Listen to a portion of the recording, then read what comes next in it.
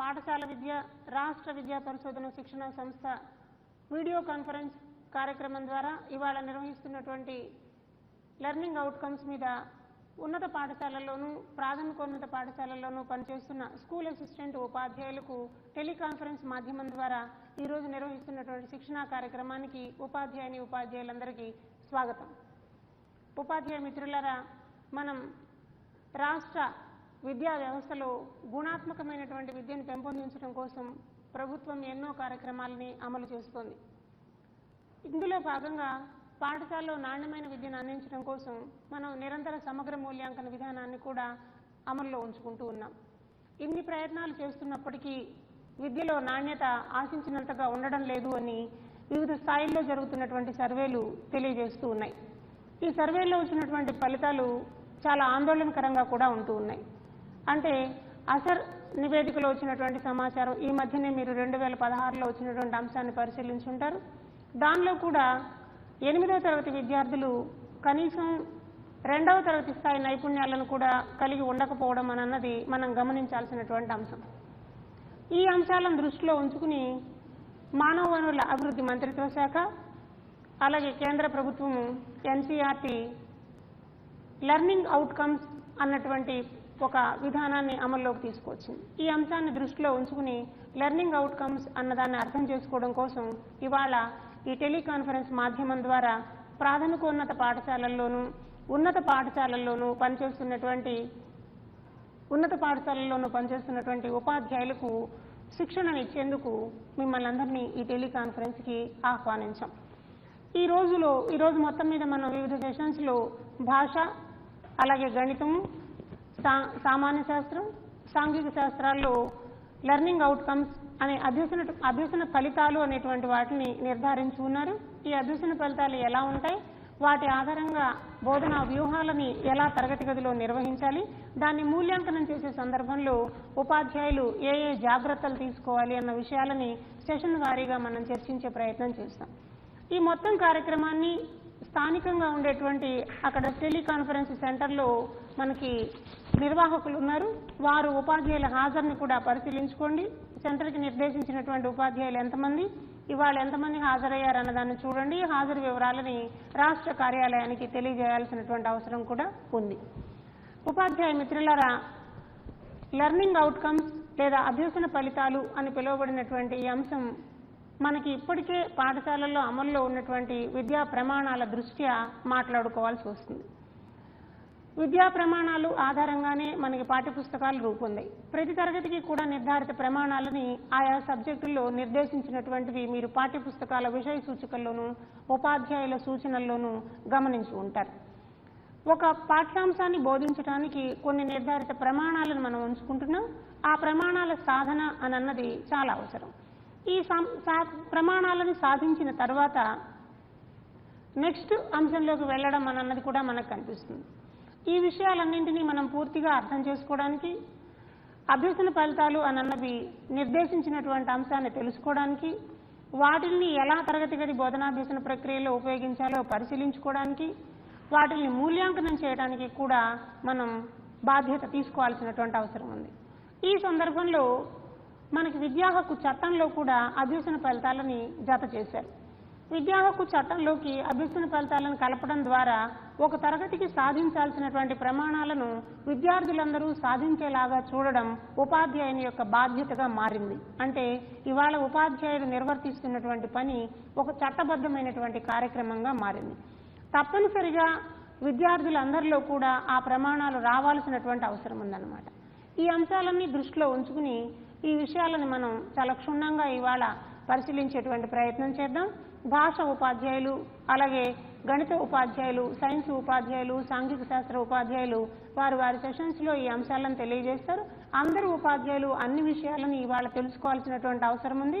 కాబట్టి ఉదయం నుంచి సాయంత్రం వరకు జరిగేటువంటి ఈ కార్యక్రమాన్ని మొత్తాన్ని కూడా క్షుణ్ణంగా పరిశీలించుకుని వీలైనటువంటి అంశాలన్నీ నోటు పుస్తకాల్లో రాసుకుంటూ ఫోన్ ఇన్ కార్యక్రమం కూడా ఉంటుంది. సాయంత్రం 4:30 నుండి 5 గంటల వరకు ఫోన్ ఇన్ కార్యక్రమం ఉంటుంది. అప్పుడు తమ సందేహాలని ఫోన్లో అడిగి కూడా నివృత్తి చేసుకోవడానికి టెలికాన్ఫరెన్స్లో అవకాశం ఉంది.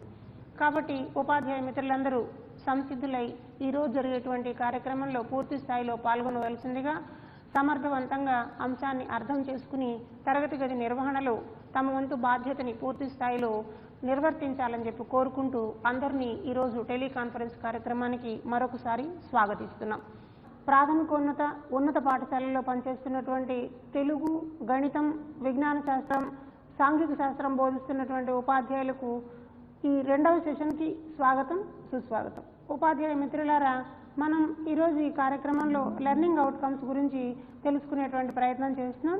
మొదటి సెషన్లో లెర్నింగ్ అవుట్కమ్స్ అంటే ఏంటి, వాటిని ఎన్ఏఎస్కి అనుసంధానం చేసి తెలుసుకునేటువంటి ప్రయత్నం ఎలా చేయాలి అన్నదాన్ని మనకి డైరెక్టర్ గారు వివరించారు.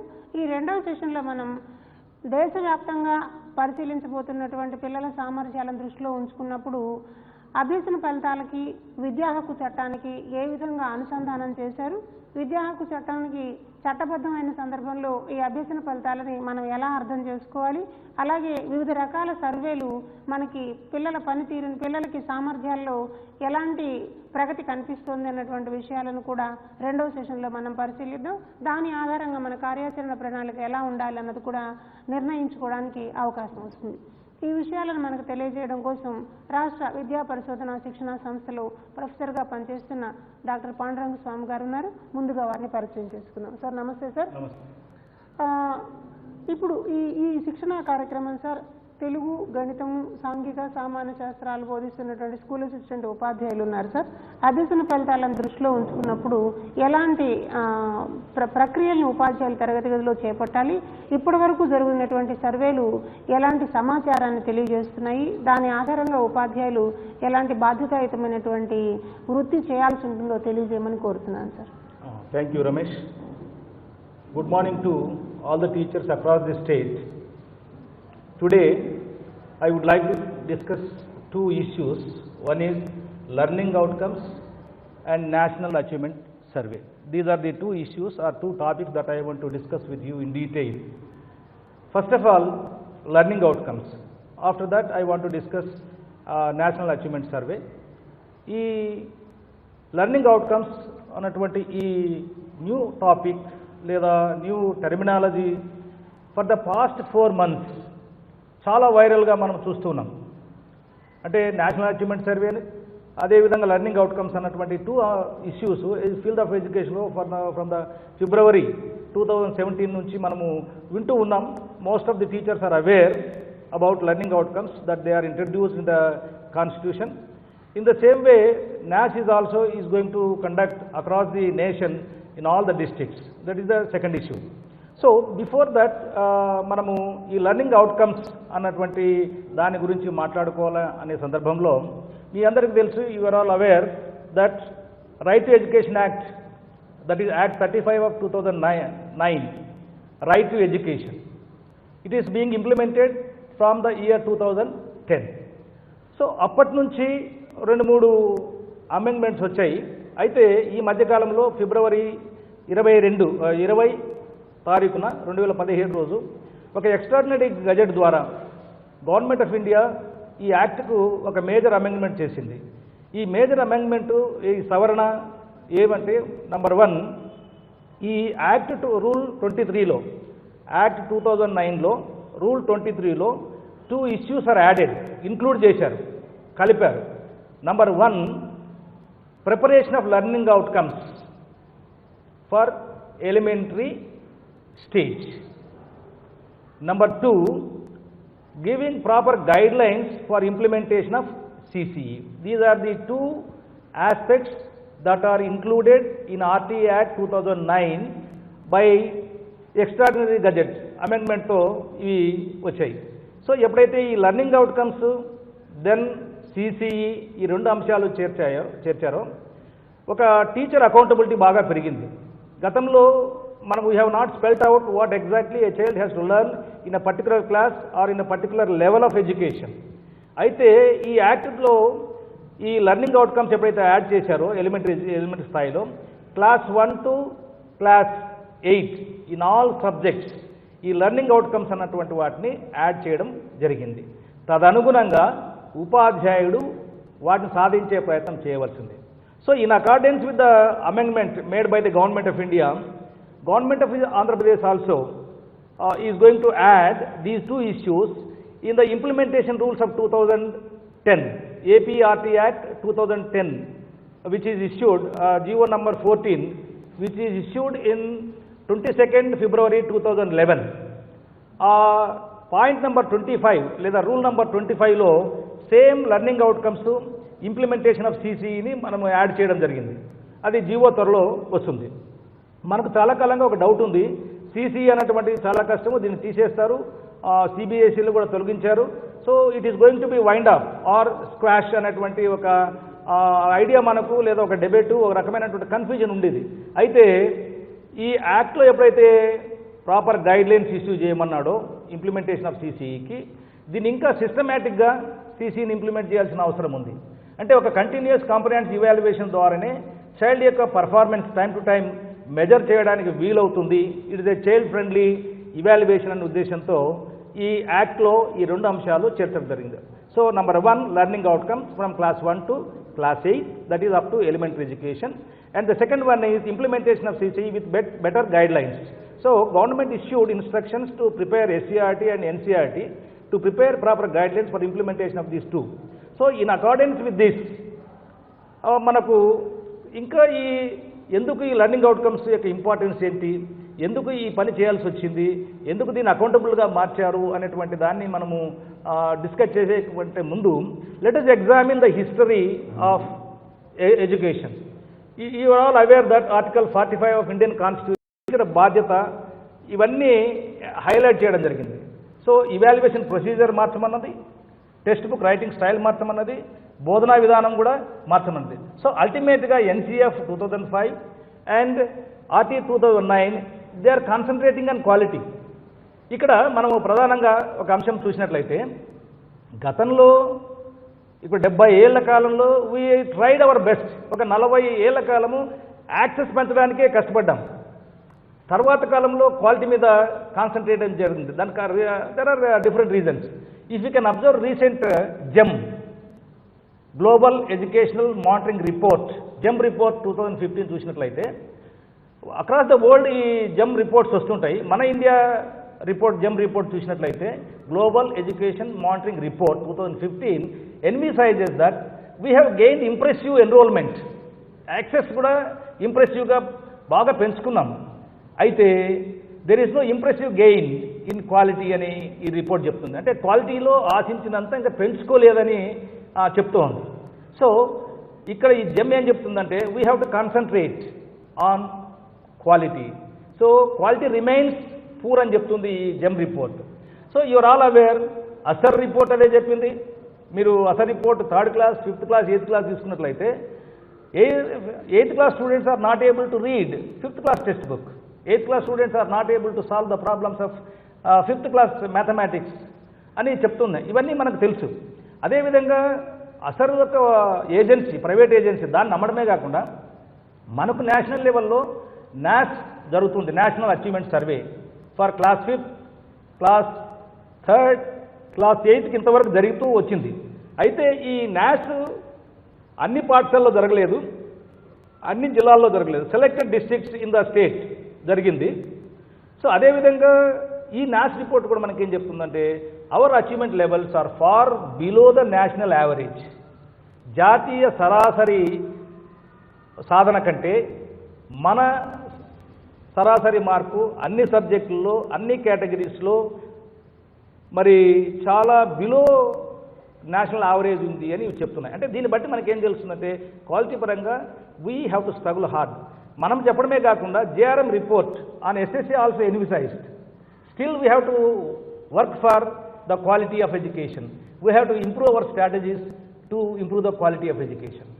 So now the system, school education system has shifted its emphasis from increasing access to quality of learning. అంటే పాఠశాల వసతులు పెంచుకోవడమే కాకుండా, సదుపాయాలు పెంచుకోవడమే కాకుండా ఈ క్వాలిటీ మీద కూడా ఎక్కువ షిఫ్ట్ మనం పెంచాం. అంటే ఒక గత 30 ఏళ్ళుగా చూస్తే ఈ మాట ఒక బజ్వర్డ్, క్వాలిటీ అనేది బజ్వర్డ్ అయింది. సో ఎందుకు బజ్వర్డ్ అయిందంటే NCF దాని మీద కాన్సన్ట్రేషన్ చేసింది, RT దాని మీద కాన్సన్ట్రేషన్ చేసింది, నాస్ కూడా దాని మీదనే కాన్సన్ట్రేషన్ చేస్తూ లెర్నింగ్ గ్యాప్స్ చెప్పే ప్రయత్నం చేసింది. కాబట్టి మన యొక్క school education system it has changed its emphasis, it focus from access to quality, achievement of the children. So thereby మనం ఇంకా కొద్దిగా ప్రధానంగా చూసినట్లయితే ఈ quality concern new education policy and new education NP 86 చూస్తే first time we heard about levels of learning. Before that మనం ఎప్పుడు మనం దాని గురించి మాట్లాడలేదు, కానీ డిఫరెంట్ కమిషన్స్ ఎట్లా ఇంప్రూవ్ చేయాలా అనేటువంటి మాటలు చెప్పింది. కానీ 1986 పాలసీలో ఖచ్చితంగా లెవెల్స్ ఆఫ్ ఎడ్యుకేషన్ అనే దాని గురించి మినిమం లెవెల్స్ అన్నటువంటి దాని గురించి ఫోకస్ చేయడం జరిగింది. తదనుగుణంగానే 1992లో ఈ MLLs అనేటువంటి దాన్ని తయారు చేశారు. అంటే minimum levels in primary level, class 1, class 2, class 3 subject wise మరి ఈ MLLs తయారు చేశారు. ఈ సీనియర్ టీచర్స్ ఒక 15 years 60 years in టీచర్స్ కంతా ఇది they are well aware about MLLs. వాళ్ళ మీద వాటి మీద మంచి ట్రైనింగ్స్ కూడా we have conducted number of trainings through DIETs. Unfortunately, though MLLs are very good and very accurate, unfortunately our textbooks are not on par with the MLLs. మన పుస్తకాలు align కాలేదు, match కాలేదు, కాబట్టి MLL సాధించడంలో మనం పెద్దగా success కాలేకపోయాం. So same అదే ట్రయలే, అదే ప్రయత్నమే ఇట్ ఈస్ గోయింగ్ కంటిన్యూయింగ్. ఈ 2013లో NCERT has prepared learning indicators, Lindics అని. మీకు అంటే ప్రైమరీ ట్రైనింగ్ ప్రోగ్రాంలో త్రూ SSA జరిగిన అప్ టు 8th class జరిగిన ప్రోగ్రాంలో లిండిక్స్ గురించి before last year there was extensive discussion about Lindics. Lindics are nothing but indicators for improving the learning. So same ఈ 2017 వచ్చే లోపల ఇవి లెర్నింగ్ అవుట్కమ్స్గా కన్వర్ట్ కావడం, అది చట్టబద్ధం కావడం, స్పెసిఫిక్గా లెర్నింగ్ అవుట్కమ్స్ గురించి ఈరోజు మనం మాట్లాడాల్సిన పరిస్థితి వచ్చింది. Next, so the inclusion of learning outcomes in our constitution, it enhanced our responsibility. So ఎప్పుడైతే ఈ లెర్నింగ్ అవుట్కమ్స్ CCE చట్టబద్ధమయ్యాయో, RTEలో వాటిని ఇంక్లూడ్ చేశారో, it enhanced the accountability of the teacher. అంటే టీచర్ ఇస్ అకౌంటబుల్. ఇప్పుడు ప్రతి పిల్లవాడు క్లాస్ 1, క్లాస్ 2, క్లాస్ 3 వీటిల్లో ఎంత నేర్చుకోవాలనో అంత నేర్పించవలసిన బాధ్యత, నేర్పించడానికి ప్రయత్నం చేయాల్సిన బాధ్యత ఉపాధ్యాయుని మీద పడింది. కాబట్టి we must aware what is meant by learning outcomes and how to understand these learning outcomes first of all we have to know what are learning outcomes. You have to define yourself thoroughly. So when you are able to understand, you are able to utilize in the classroom practices through your lessons. So first of all, you have to understand what are meant by learning outcomes. Thirdly, how to design these learning outcomes on the curricular base. We have lessons. Curriculum is nothing but series of learning experiences. So each lesson is a learning experience. Through each lesson, we are going to achieve certain objective. It is nothing but learning outcome. Please remember. So how these specified learning outcomes class-wise has to be aligned, has to be linked with our lessons. So we have to design which lesson is addressing a particular learning objective. For example, mathematics. For example, environmental science or social studies. So each subject has got its own learning objectives, and we have to identify the lessons which are befitting, which are having that particular learning outcomes. And at the same time, my fourth question is how to link learning objectives with the teaching learning process. Not only identification, while teaching, how to integrate, how to target the particular learning outcome in your teaching learning process. You are going to give a number of learning activities. Through these learning activities, it should be included or embedded the learning outcomes. And at the same time, how to assess these learning outcomes. So we have to change our method of assessment also. The way we question earlier should be changed. And we have contemplated through CCE, our questioning style should be changed. Our questioning should be open-ended, analytical, thought-provoking. So many things we are expecting which are aiming at 21st century skills. So if you want to achieve the 21st century skills, our questioning should be changed. So our questioning should be changed. So that you have to understand how to test a particular learning outcome with the help of different questioning. So So we have to put a full stop for conventional type of questioning. Our question should be thought-provoking. So before that, I want to just discuss about what are learning outcomes. They are nothing but statements which a child has to achieve after completion of learning process. It may be a lesson, it may be a class, it may be a particular unit. So learning outcomes are nothing but statements what a child has to achieve after completion of a particular learning process or particular class or particular lesson or particular subject. So the sequence of learning objectives have given in the document. We have a document, it is translated. So first of all, we should not have a confused mind. Teachers always thinking that every time people are changing, how we have to accommodate with the change. So it is not a new thing, please remember. It is nothing but our previous objectives, but we are spelling out correctly and we are intended to achieve these things 100%. So learning outcomes are expected learning outputs, expected result after completion of the lesson. So learning outcomes are statements that specify what a learner has to know, what a learner has to do after the learning process. It means that it is nothing but learning outcome is a result of learning. Learning outcome is nothing but result of learning. So every learning should have a result.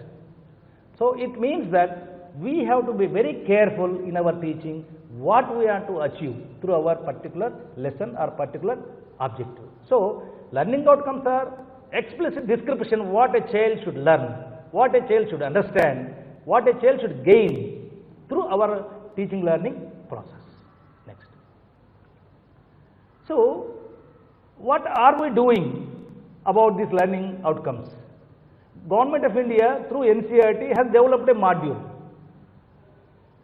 So subject-wise learning outcomes are developed from class 1 to class 2. Subject-wise learning outcomes are developed by NCERT, and the same module has been translated into our Telugu. And apart from that, brochures are developed and posters are developed. These brochures will come to teacher. These brochures will go to the teacher, to the parent, to the SMC member, to the head teacher, to the administrator. So to achieve these outcomes, what we have to do? Okay, learning outcomes are okay, teacher is able to understand. Basically, what has to be changed?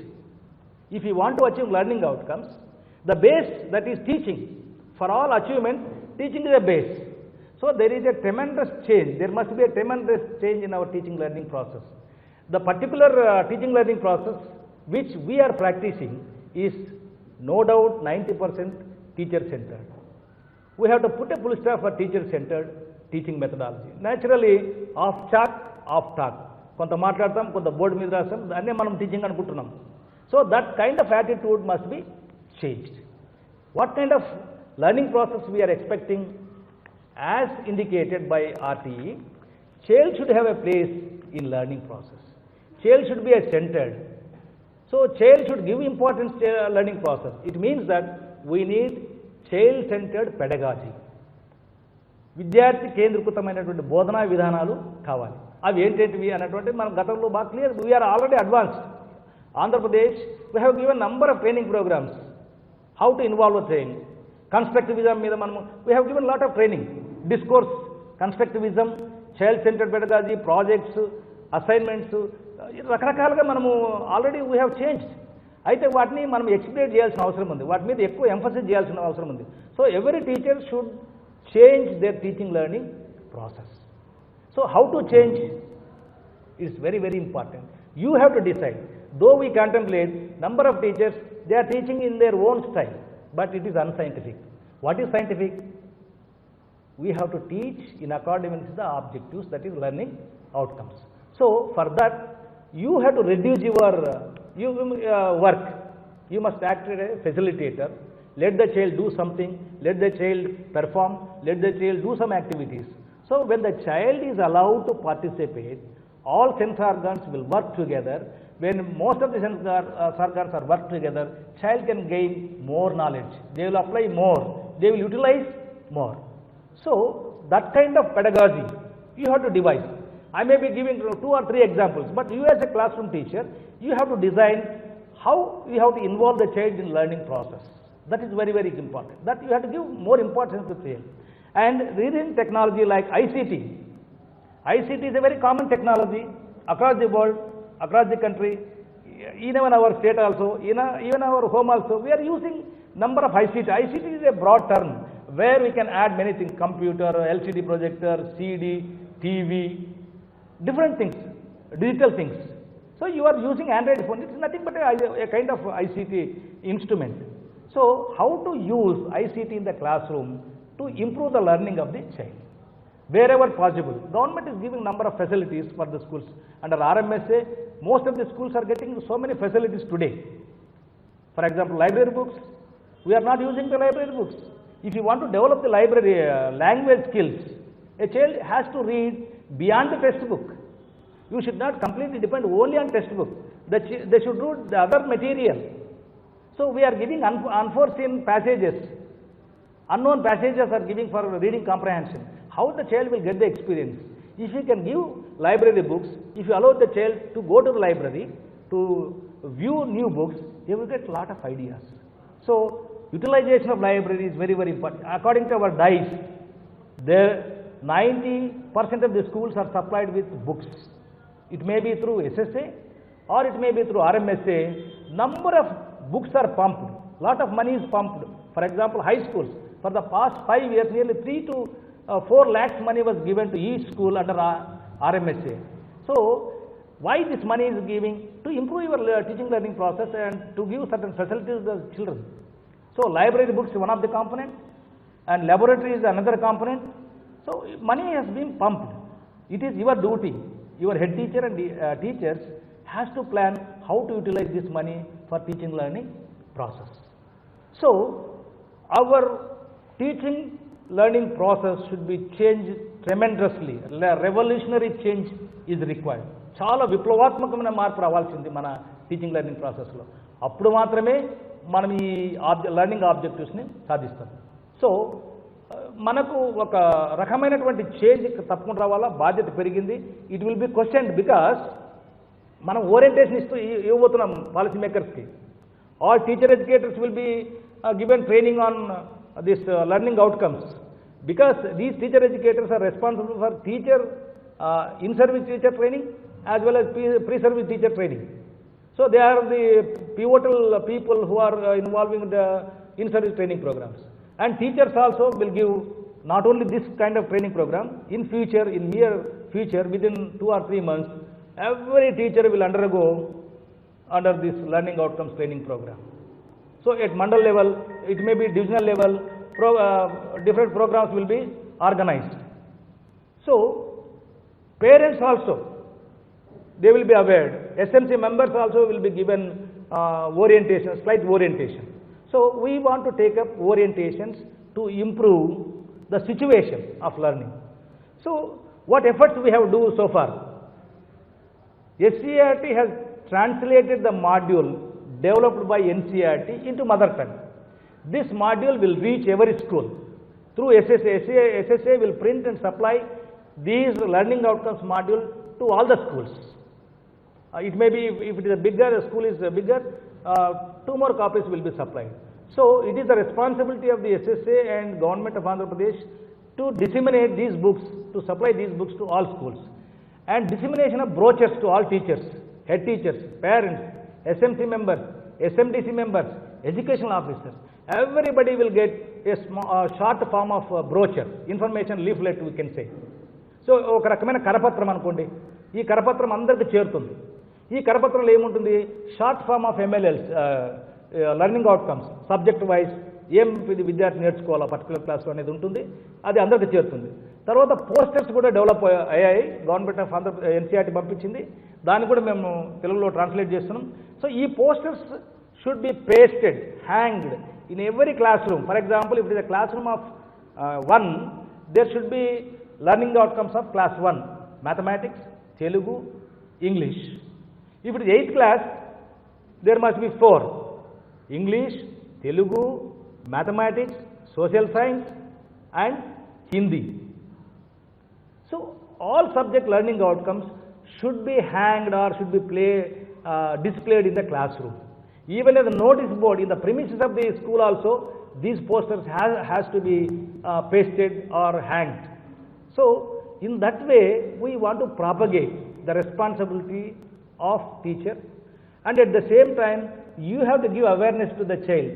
As I am studying class 2, what I have to learn? As I am studying class 6, what I have to learn? The child will aware if you can display in the classroom. So in that way you have to propagate the learning outcomes.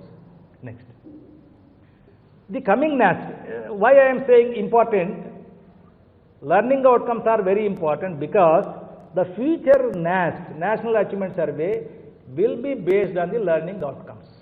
The earlier NAS was conducted on curricular based on the classroom textbooks, based on the lessons, but now the questions are based on the learning outcomes. That is why it is important. So every teacher has to aware what are my learning outcomes to be achieved. Then automatically you are going to teach on that way, and you are going to pose questions on that lines, and your child is able to answer on that lines. So we have to prepare our children for coming NAS, because our performance in National Achievement Survey is far behind.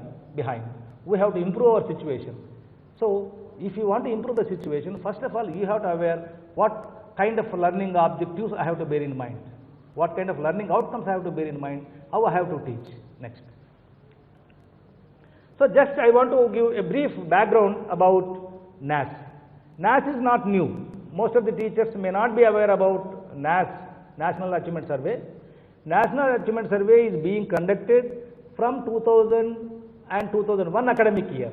దాదాపు 2001 సంవత్సరం academic year నుంచి NAS అన్నటువంటిది conduct చేయబడుతుంది. NCERT చేస్తే ఇప్పటికి 4 cycles complete అయ్యాయి. Classes 3rd, 5th, 8th and 10th class all మీద survey చేశారు. అయితే ఇది అక్రాస్ ది కంట్రీ జరిగింది, కానీ స్టేట్లు 1 or 2 డిస్ట్రిక్ట్స్లో సర్వే జరిగింది. స్కూల్స్ కూడా 1 or 2 స్కూల్స్ తీసుకున్నారు. ఇంగ్లీష్ మీడియంలో చేశారు, అదేవిధంగా రీజనల్ మీడియం చేశారు. So it is not new, because we are not aware, it was not done extensively in all schools. That is why we are not aware, only in selected districts, that too selected schools. Next. So 2017 NAS, I want to discuss slightly about 2017 NAS. This NAS will be conducted very in near future. It may be in the month of September or October across the country in 680 districts across the country. It means that every district will be conducted survey, classes 5, 5th and 8th, and from each district 1500 students from each district, and this will be conducted by third party. Please remember, test will not be conducted by the teacher, it will be conducted by third party, and we plan to employ diet students or B.Ed students. So as usual, as we did in AS 2015, diet students will be trained, they will come to your school, they will conduct the test. So the organization party, third party survey, nearly 30,60,000 students will be trained. So this NAS is a CNAS, it is otherwise called Census Based National Achievement Survey. So across the country జరుగుతుంది, అన్ని జిల్లాల్లో జరుగుతుంది. అయితే జిల్లాల్లో selected స్కూల్స్లోనే జరుగుతుంది.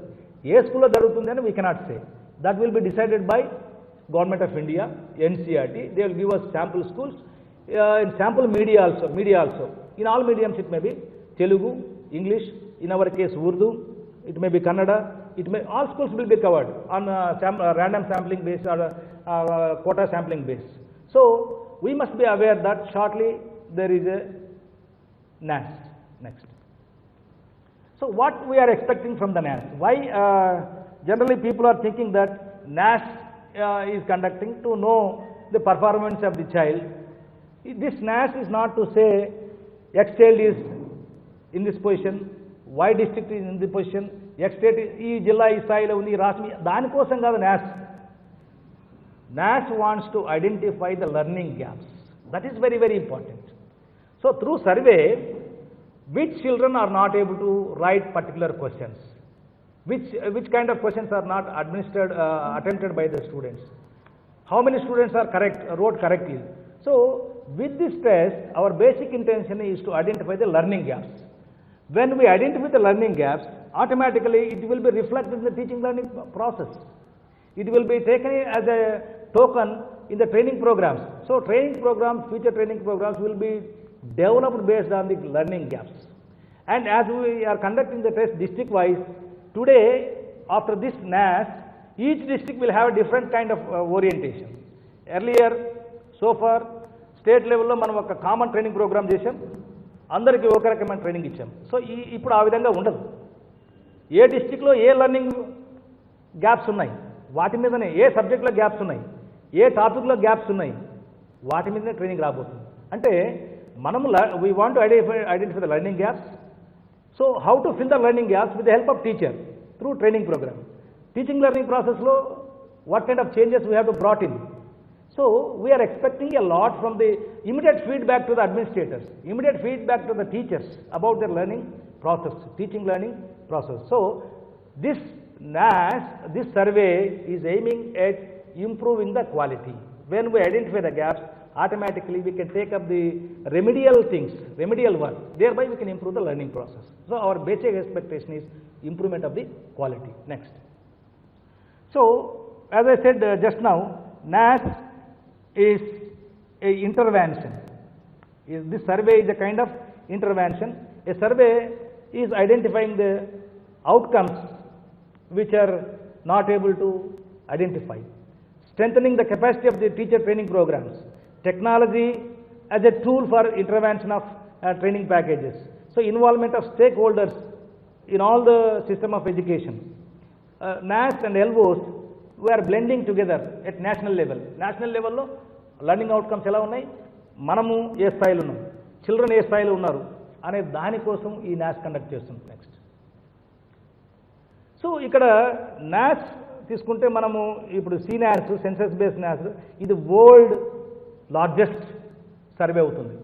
ఇంతవరకు ప్రపంచంలో ఇంత పెద్ద సర్వే 680 జిల్లాల్లో 30 లక్షల మంది పిల్లల్ని ఎక్కడ సర్వే చేయలేదు. సో మనము India first time world best survey, world largest survey చేయబోతున్నాము. ఆ రకంగా మనం పిల్లలను ప్రిపేర్ చేయాలి. సో ఇక్కడ ప్రైమరీ క్లాసెస్ 3rd and 5thలో language, reading comprehension mostly, mathematics and environmental science 45 questions ఉంటాయి.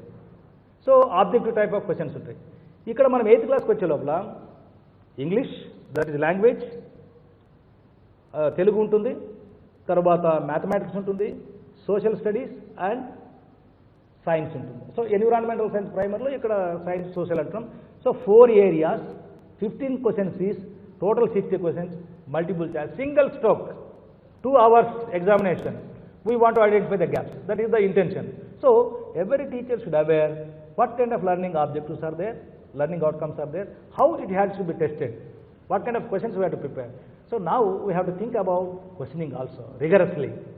We have to change our mind. So before that I want to share the NAS survey previously conducted. If you can observe this slide, in language mostly it aims at reading comprehension. There will be 2 passages, one a general passage, another the descriptive passage with figure. So ఈ reading కాంప్రహెన్షన్లో అంటే తెలుగులో national level కంటే మనం తక్కువ ఉన్నాము. Our state average mark is 244. It is out of 500. ఇది 500 జరిగిన పరీక్ష. 444 our Telugu average mark. National average ఎంత? 247. It means we are short of 3 marks. If you take mathematics, our state average is 232, but whereas national average is 245. Coming to science, our state average is 237, national average is 251. Coming to social studies, national average is 232, state average is 232, national average is 247. ఈ 4 సబ్జెక్టులు తీసుకుంటే ఏ సబ్జెక్ట్లో కూడా మనము ముందుగా అడ్వాన్స్గా అబోవ్గా లేము అని గమనించాలి. Every teacher of this subject should bear in mind our average is below to the national level, not even 50%, please remember. That's one. Coming to girls, boys and girls, this slide indicates the scores of girls and boys. So ikkada meer gamaninchinaithe girls are doing better than the boys. For example, in reading comprehension, 242 boys average mark, 246 girls average mark. Telugulo బాలురు వెనకబడి ఉన్నారు. అదేవిధంగా మ్యాథమెటిక్స్లో boys they are doing better. 234 is the boys average mark, girls average 231. It means that maths teachers has to bear in mind we have to take care about girls learning in mathematics. And coming to science, in science also girls are doing better. There is a 2 marks hike, 236 boys, 238 girls. Coming to social science, 234 boys, girls 231. Social science లో mathematics లో girls week ఉన్నారు అనేది మనం గమనించాలి. Next coming to this urban rural తీసుకున్నట్లయితే reading కాంప్రహెన్షన్లో అర్బన్లో week ఉన్నారు. మీరు అన్ని ఫిగర్స్ చూస్తే రూరల్ బాగా పెర్ఫామ్ చేయగలుగుతుంది. మ్యాథమెటిక్స్ తీసుకోండి, rural child average mark 233, urban child mark is 231. So if only సైన్స్లో మాత్రమే ఈక్వల్గా ఉంది. సోషల్లో చూసినట్లయితే సోషల్లో కూడా rural child are doing better. So this we have to bear in mind. All urban teachers bear in mind urban children are not doing better when compared to rural children. That is a very important implication. Every urban teacher should bear in mind, urban students are not on par with the rural children. They are lagging behind when compared to rural children. In the same way, white lo undevanni national. So national level lo kuda mana ade paristhithi undi. Okay, next. So this is regarding the scores social category wise chuskunte kuda. SC/ST performance తీసుకుంటే కూడా it is very clear that SC/ST children are not doing better. This we have to bear in mind. This is a very good implication.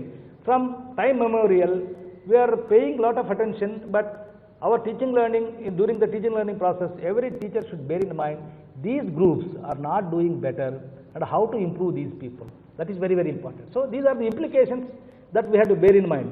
If you take all subjects, in no subject, these deprived children, SC/ST children are not doing better. The last one is OC. If you see the black is high in all 4 pencils. So SC, ST, BC and OC in all subjects, not only in particular subject. If you take Telugu, mathematics, science, in all subjects, these social groups are weak. We have to bear in mind how to give inclusive education, how to involve them in teaching learning process. Next. So let us recent గా 10th class survey కూడా చేశారు NAS వాళ్ళు. అయితే 10th class survey చూస్తే చాలా ఘోరంగా ఉంది, మన రిజల్ట్ ఏమో చాలా ఎక్కువ ఉంది. ఇది కొద్దిగా మనం ఆలోచన చేయాల్సింది. సో నేషనల్ లెవెల్లో 10th class లాస్ట్ ఇయర్ చేసిన సర్వేలో English national state average 238, national average 250. అంటే ఎంత మనకు 12% తేడా ఉంది. ఇది చాలా dangerous. 1 or 2% different, but performance 12% is very, very dangerous. And mathematics, we are equal. We are very happy regarding mathematics. Symbols also showing. Down arrow is indicating that we are very poor, and level arrow is saying that it is okay. And science also, our mark is 239, average mark is 239, whereas national mark is 250. Social science 252, it is equal. So in mathematics and social studies, we are very happy, equal, because we are not above. But coming to Telugu, it is very pathetic. Everybody has to bear in mind, Telugu was tested in 10th class under modern Indian languages. Our average mark is 231, but state average is 250. See, we are doing better in English. English is 238 average mark, whereas Telugu, it is మాతృభాషలోనే మనం వెనకబడి ఉన్నాం. How is it possible? So we have to think, all the language teachers bear in mind, we have to improve our teaching learning strategy. We have to bear in mind our children are very lagging behind, and the difference is more than 19%, nearly 19% difference. Next. So same I want to compare English with the nation. AP English, this is boys and girls again. AP boys average mark is 237, AP girls average mark is 239. ఈ రెండు తీసుకున్నట్లయితే boys are trailing behind, 248 is the nation boys, 250 is the nation girls. ఇక్కడ ఇంగ్లీష్లో తక్కువ ఉన్నాం. మ్యాథమెటిక్స్లో తీసుకుంటే దీంట్లో మనము ఈక్వల్గా ఉన్నాం, ఓకే. సైన్స్లో తీసుకుంటే సైన్స్లో కూడా we are not doing better. 231 boys average, 239 girls average, 250 of Indian national average. So social science okay, but Telugu, this is very, very important. Again, girls are doing better in Telugu when compared to girls. 8% difference, 8 marks difference, very alarming. Our boy students are not doing well in our mother tongue. Two little girls are better when compared to these two counterparts. At national level also, enta far behind అని చూసుకోండి. Boys 246 అయితే girls 254, gap తీసుకున్నట్లయితే 20% above gap ఉంది. Very alarming. 19% అనుకోండి, nearly 20. So very alarming. Language పైన we have to be more concentration, because ఒక్కసారి language వస్తే ఆటోమేటిక్గా మిగతా సబ్జెక్టుల మీద ఇన్ఫ్లుయెన్స్ చూపిస్తుంది కాబట్టి లాంగ్వేజ్ మనం చాలా జాగ్రత్త చూసుకోవాలి. Next, so this is rural versus urban. As